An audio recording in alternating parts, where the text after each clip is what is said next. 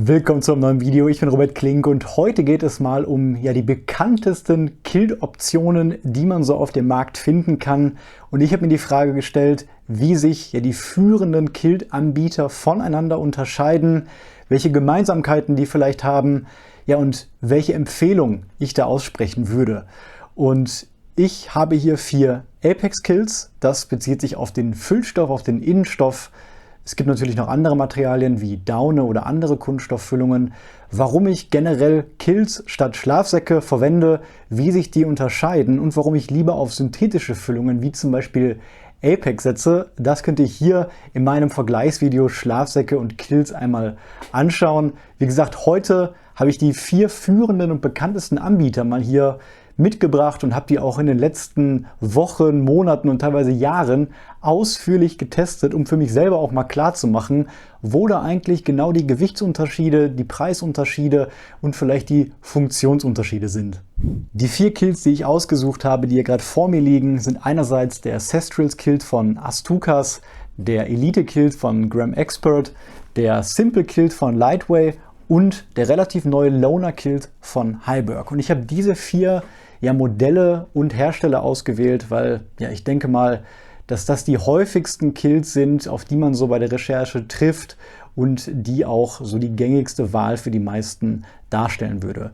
Wie schon gesagt, habe ich die intensiv getestet und bin auch jetzt am Wochenende nochmal rausgegangen in winterliche Bedingungen, habe da alle Kilts mal wirklich zum Probeliegen mitgebracht. Das Ganze habe ich auf Schnee getan und als Isomatte eine Neo Air X-Therm NXT von Thermarest benutzt, das heißt mit einem sehr hohen R-Wert von über 7, um dann wirklich auch mal subjektiv testen zu können, wie viel Spielraum habe ich da drin, wie fühlt sich das Außenmaterial an, wie ist die subjektive Wärmeleistung und wie ist eigentlich mein persönlicher Gesamteindruck. Zum einen sind es natürlich alles Kilts, das heißt ein Teil der Rückenpartie ist überall ausgespart, um eben Gewicht zu sparen, um vielleicht auch ein bisschen mehr Komfort zu haben. Das Füllmaterial ist überall Klimashield Apex, das heißt das ist so das führende synthetische Material, was eine sehr gute Wärmeeffizienz bei sehr guter Wasserabweisung und generell Handling bei feuchten Temperaturen ermöglicht. Das Packmaß variiert je nach Stärke natürlich. Die Größen, die ich getestet habe, der Mittelwert 166er Apex. Darauf habe ich auch mal alle Kilts genormt, um die zu vergleichen, obwohl das teilweise auch andere Stärken sind. Gibt es bei Kilts natürlich immer bei Apex ein größeres Packmaß als zum Beispiel bei Daune.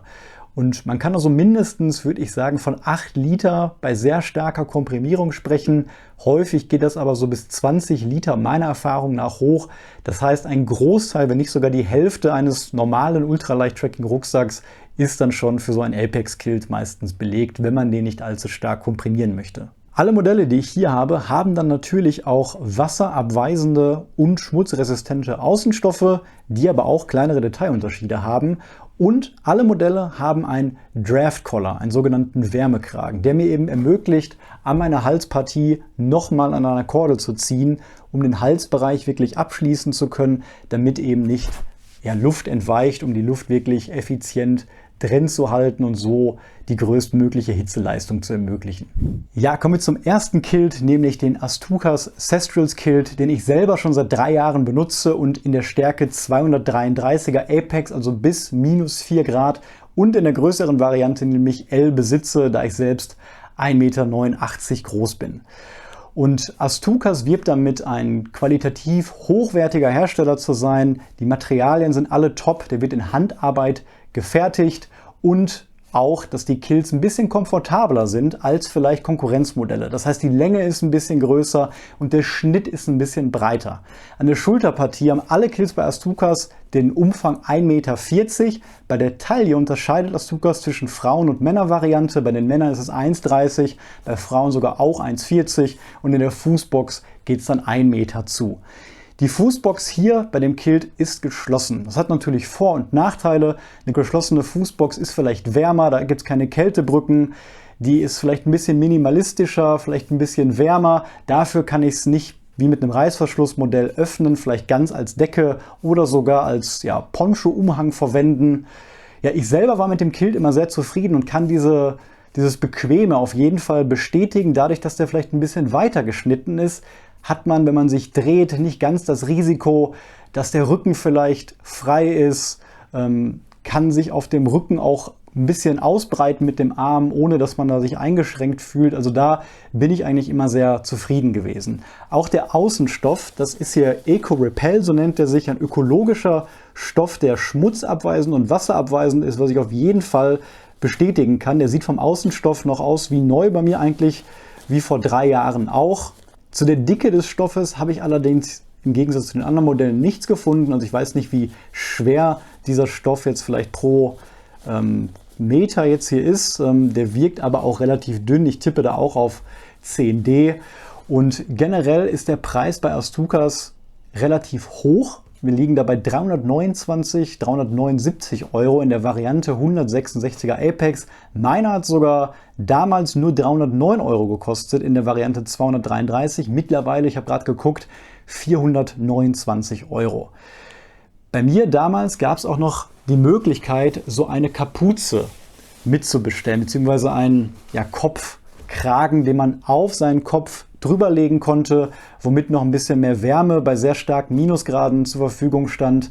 Ich glaube, das wurde mittlerweile abgeschafft, denn viele haben das als störend empfunden. Es war halt nicht sehr bequem, wenn man was auf dem Kopf liegen hatte. Man kann da lieber vielleicht mit Mützen und Kapuzen ein bisschen kompensieren und musste dann immer nach links und nach rechts gucken, um noch ordentlich Luft auf jeden Fall zu bekommen. Der Verschlussmechanismus bei dem Kilt ist ein einfaches Knopfsystem und entweder gibt es 2 Möglichkeiten, an 2 Stellen den Kilt zuzumachen. So ist das bei den Wintervarianten. Bei den leichteren Varianten gibt es sogar nur eine Verschlussmöglichkeit. Und das mit dem Knopf fand ich eigentlich immer sehr gut. Einerseits konnte man da auch ohne hinzugucken das hinter seinem Rücken wirklich zuziehen und es gibt auch so einen Klick-Sound. Das heißt, man hatte immer so eine Bestätigung auch, dass das wirklich zu ist und das fand ich immer eigentlich sehr, sehr gut. Bietet dann natürlich nicht die Möglichkeit, das um die Isomatte herum zu machen, wovon ich persönlich jetzt auch nicht unbedingt ein Fan bin. Ja, als Packsack liefert Astuca so eine Art Lagersack mit. Der ist hier aus Baumwolle, glaube ich, aus wirklichem Stoff. Das fand ich immer sehr gut und hochwertig. Und der Sack ist dazu gedacht, den Kilt zu Hause verstauen zu können und lagern zu können. Da kommt dann nichts dran und man hat diesen Sack quasi sortiert und geordnet zu Hause, ohne dass der so stark komprimiert wird. Ich benutze sowieso keine Packsäcke, wenn ich die Kilts unterwegs mitnehme. Ich stopfe die unten in meinen Rucksack rein. Ich möchte die nicht zu stark komprimieren, um vielleicht doch etwas von diesem Loft dann gegebenenfalls verlieren zu können. Deswegen staue ich die ohne Packsack, kann die Lücken ausfüllen und kann dann je nachdem, wie viel Kram ich sonst im Rucksack habe, auch das Packmaß ein bisschen variieren. Ja, in der Länge M, also 1,95 Meter Kilt Gesamtlänge, was für Personen zwischen 1,71 Meter und 1,80 Meter gedacht ist, wiegt der Kilt in der Stärke 166er Apex 625 Gramm, was auf jeden Fall ein sehr, sehr guter Wert ist. Die Lieferzeit bei Astucas ist aber relativ hoch, weil es eben Handarbeit ist und durch, ich glaube, nur eine Person sogar gefertigt wird. Und die kann schon mal bei 2 bis 3 Monaten liegen. Das habe ich auch oft so gehört. Also da muss man sich darauf einstellen zu warten. Und natürlich der Preis ist da auf jeden Fall ein Negativargument. Knapp 400 Euro ist schon echt eine Menge Geld für ein Apex-Kilt. Als nächstes haben wir den Hyberg Loner Kilt und ich habe den in der Stärke 200er Apex und in der Größe L getestet. Und da muss man dazu sagen, bei Hyberg gibt es nur die Wahl zwischen L und XL und die Größe L entspricht der Länge M, zum Beispiel bei Astucas. Da haben wir eine schmalere Schulterbreite, nämlich nur 1,30, was bei mir deutlich besser und schnittiger gepasst hat. Bei der Fußbox sind es ebenfalls 1 Meter, als Taillenumfang wird dort nichts angegeben. Die Länge ist ebenfalls 1,95 Meter, eine Empfehlung für die eigene Körpergröße gibt es da auch nicht. Es deckt sich aber dann im Prinzip mit Astucas, also 1,75 Personengröße ist da so der Mittelwert. Der Ganze wiegt 630 Gramm, auch in der Stärke 166er Apex und kostet 237 Euro, was fast die Hälfte ist, also deutlich weniger ist. Der Außenstoff bei dem Kilt, finde ich, sieht sehr, sehr schön aus. Auch dieses Blau, finde ich, sah immer sehr cool aus, auch für mich. Das ist ein 10D-Stoff, also wirklich ein sehr, sehr leichter und dünner Stoff. Wird dort mit 19 Gramm pro Quadratmeter angegeben, ist DWR beschichtet, Durable Water Repellent und der Stoff nennt sich Toray Airtastic Ripstop Nylon. Also fühlt sich für mich sehr wertig an, glänzt auch ein bisschen, fand ich sehr ansprechend. Die Fußbox ist hier offen. Das heißt, ich habe am Ende eine Kordel, die ich auf- und zuziehen kann und habe dadurch den Vorteil, den Kilt natürlich bei warmen Temperaturen auch komplett als Decke verwenden zu können oder gegebenenfalls auch während ich lager als Decke oder auch so als eine Art Umhang oder vielleicht sogar ja, Poncho. Es gibt einen Reißverschluss, der dabei ist, der auch sehr wertig verarbeitet ist. Der hat 70 cm, mit dem ich dann den Rest des Kilts wirklich aufmachen kann. Und hinter dem Reißverschluss verbirgt sich dann auch noch extra eine kleine Schicht Apex, sodass wirklich keine Wärmebrücke entsteht, was auch auf jeden Fall, finde ich, ein Merkmal für die Qualität des gesamten Kilts ist. Der hat Clipverschlüsse, was ich von jetzt allen getesteten Kilts die beste Lösung fand. Die Clips hier sehen so aus und die stecke ich wirklich sehr einfach zusammen und habe auch dann dieses Klickgeräusch und mit einem Knopf kann ich das Ganze auch wieder öffnen. Also ein Tacken besser für mich wie der Knopfverschluss. Das war sehr einfach beim Liegen, das auch im Prinzip am Rücken zuzumachen. Ja, und obwohl der Schnitt ein bisschen enger war, fand ich, konnte ich mich da noch gut drehen und gut auf die Seite legen. Der war auch sehr, sehr bequem für mich. Kann natürlich daran liegen, dass ich ein bisschen schmaler und größer jetzt auch von der Statur bin. Als Packsack gab es einerseits einen Kompressionssack, der mitgeliefert wird. Das ist der gelbe hier aus Ripstop Nylon. Und da kann ich das natürlich auf ungefähr 8 Liter so runter komprimieren und habe dann wirklich ein kleines Packmaß. Andererseits gibt es noch so einen Netzbeutel, den man auch verwenden kann. Da ist das dann nicht ganz so stark komprimiert und ist natürlich auch deutlich leichter. Wie gesagt, ich persönlich benutze lieber gar keinen Packsack und kann den auch so in die Ritzen meines Rucksacks im Prinzip stecken. Den Loner Kilt, den gibt es noch gar nicht so lange auf dem Markt. Das ist auf jeden Fall der neueste Kilt von denen, die ich hier vorstelle. Und genauso wie beim Rucksack, den ich von Heiberg getestet habe, bin ich hier auch überrascht von der Verarbeitung, von der Qualität, die man dann eigentlich für diesen überschaubaren Preis für 237 € bekommt, mit einem Gewicht von 630 Gramm. Auch die Lieferzeit wird mit 4 bis 7 Tagen angegeben, was bei mir gepasst hat. Das heißt, der Kilt ist wahrscheinlich bis zu einem gewissen Grad dort auf Lager zur Verfügung und man kann den sofort bestellen, ohne wirklich jedes Mal extra auf die Produktion warten zu müssen. Und mein subjektives Empfinden, als ich darin lag, war auch durchweg positiv und daher würde ich den auf jeden Fall auch so empfehlen können. Als nächstes haben wir den Elite Kilt von Graham Expert, den es auch schon länger auf dem Markt gibt und ich habe ihn in der Stärke 200er Apex und in der Größe M getestet. Ja, der Schulterumfang hier in der Regular-Variante ist 1,38 Meter, also eine Mischung aus Astukas und Heiberg und auch bei der Fußbox geht der bei 100 cm zusammen. Und in der Größe M, mit der ich vergleiche, ist das auch für Personen mit 1,75 gedacht und die gesamte Kiltlänge ist 1,94 Meter, also nur ein ganz bisschen kürzer. Ja, in der Stärke 166 Apex wiegt er deutlich weniger als die beiden Vorgänger, nämlich nur 571 Gramm. Graham Expert gibt immer eine kleine Abweichung von bis zu 10% an, was dann natürlich dementsprechend auch dann über 600 Gramm liegen kann. Trotzdem finde ich das beachtlich, dass da so ein starker Gewichtsunterschied auf jeden Fall herrscht, den ich mir auch so richtig gar nicht erklären kann auf den ersten Blick. Der Preis ist auch total fair, 213 € und was man bei Graham Expert auf jeden Fall herausstellen muss, ist die sehr hohe Individualisierungsmöglichkeit. Wir haben alle möglichen Stärken, von 100er Apex bis 267. Es gibt verschiedene Längen, es gibt verschiedene Breiten. Neben der Regular-Breite, die ich hier hatte, gibt es auch eine Slim-Variante, die deutlich schmaler ist, nämlich 130 und in der Fußbox 92. Also das ist wirklich dann noch schmaler als bei den anderen Kilts, was ich persönlich sehr viel spannender finde auch. Und mit einer leichteren Gewichtsangabe dann sogar noch von 546 Gramm.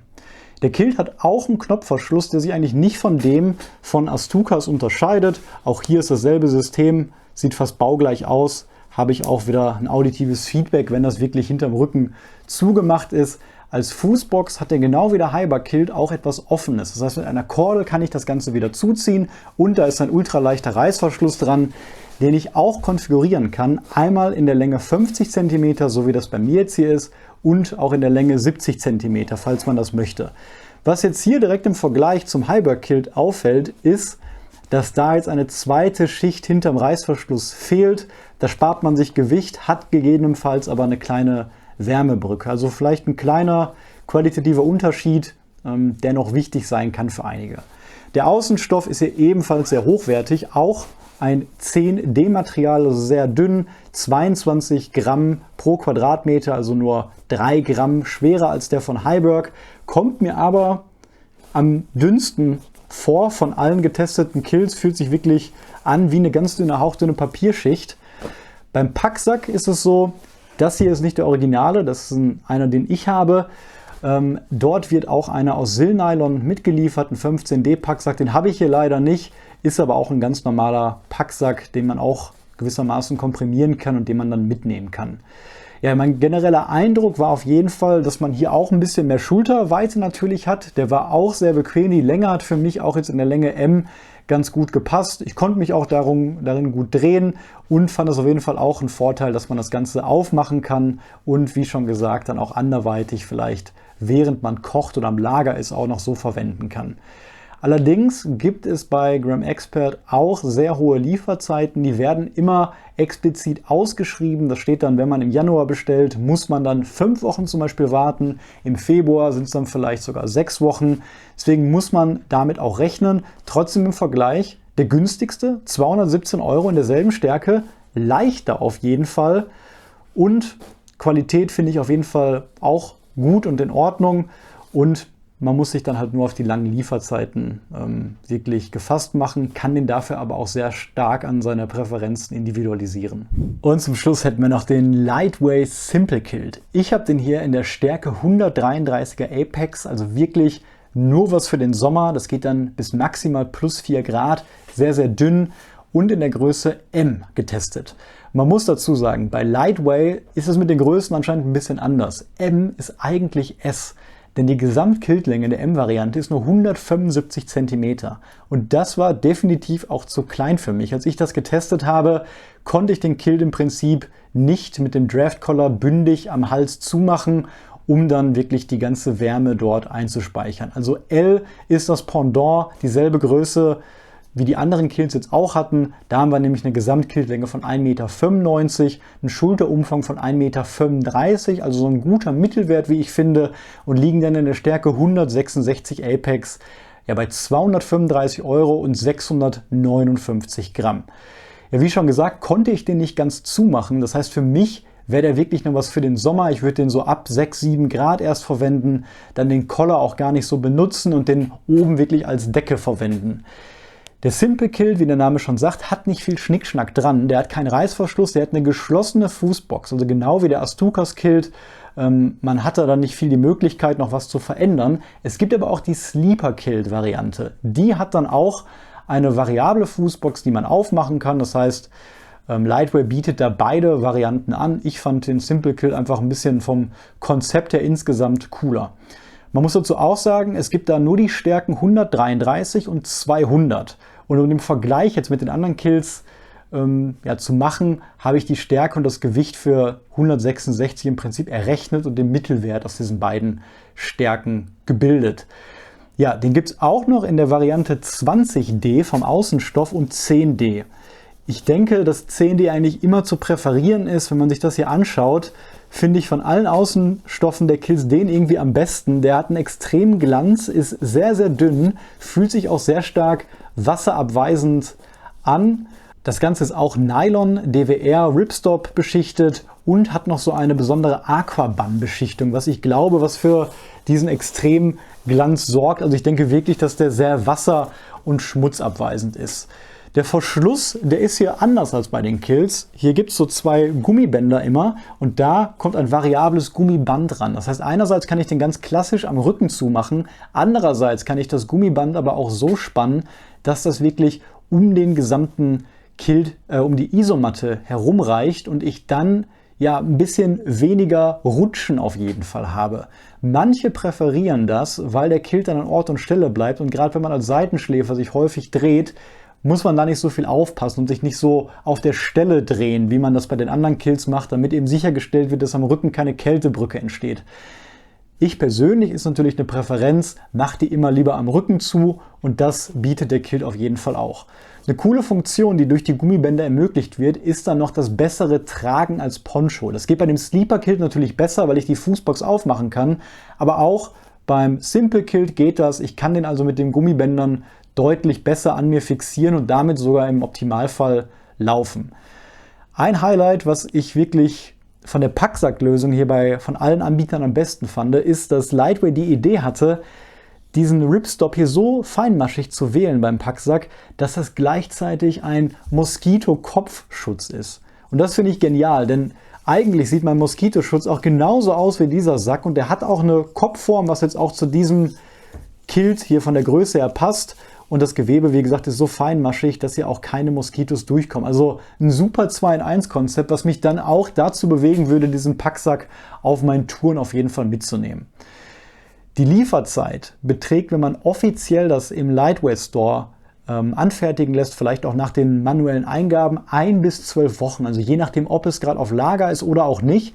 Aber es gibt auch einen deutschen Retailer dafür, Walk on the Wild Side. Da habe ich den bestellt und da war der innerhalb von 2 Tagen bei mir. Also auch da von der Lieferzeit wirklich sehr, sehr schnell. Ja, wie sieht also mein Fazit aus, nachdem ich die jetzt so intensiv vorgestellt habe und auch alle intensiv getestet habe? Und ich kann eigentlich keine klare Empfehlung aussprechen. Alle Kilts sind wirklich gut und ich kann bei keinem eine starke Schwäche entdecken. Die haben alle eine gute Verarbeitung, machen alle das, was sie sollen. Und es ist eine kleine Präferenzgeschichte. Einerseits muss man sich fragen, möchte man eine geschlossene Foodbox oder eine offene? Das wäre vielleicht die erste Frage, die man sich stellen müsste. Ich persönlich präferiere die geschlossene Fußbox, einfach weil es ein bisschen einfacher ist und ich auch meinen Astugas-Kilt zum Beispiel genauso im Sommer verwenden kann und dann die Füße rauspacke. Ich nehme den im Lager auch als Decke. Ich brauche das nicht unbedingt und habe im Prinzip dann keine Gefahr für die Wärmebrücke. Aber ich weiß, dass viele auch das Offene präferieren. Und dann kommen natürlich Gram Expert und Heiberg mehr in Frage. Bei Gram Expert muss man rein von den Werten sagen, dass der am besten abgeschnitten hat. Der ist am leichtesten, wenn die Angaben so hinkommen. Man muss natürlich immer berücksichtigen, dass da eine 10% Toleranz im Spiel ist. Andere Hersteller geben nur Werte von 2% an. Und der Preis ist auch, stand jetzt am günstigsten, 214 €.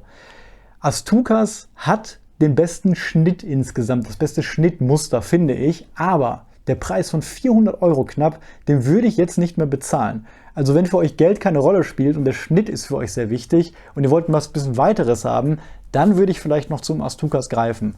Ansonsten sind die 3 anderen Kilts preislich zwischen 200 und 240 € alle sehr ähnlich auf jeden Fall. Ja, der Außenstoff beim Lightway Kilt, der hat mir am besten gefallen. Ich würde den, glaube ich, nur als Sommerkilt benutzen wollen, also als leichten Kilt. Mir gefällt dieses Simple-Konzept sehr gut, dass der einfach ist. Vielleicht die Sleeper-Kilt-Variante als leichten Sommerkilt, dass man die noch aufmachen kann. Dann hat man wirklich eine einfache, minimalistische Decke. Dieses Schnürsystem hier gefällt mir persönlich nicht so gut. Ich finde die Knopflösung besser und am besten fand ich hier die Lösung von Heiberg, die auch am wertigsten war. Die Verschlussmechanik, die war sehr einfach zu machen und sehr gut zu lösen. Vor allem, da mir das auch häufig passiert ist, dass die Knöpfe bei den Kilts mal aufgegangen sind am Rücken. Und das kann bei dem Heiberg Kilt einfach nicht passieren, weil man da erst auf einen Knopf quasi drücken muss.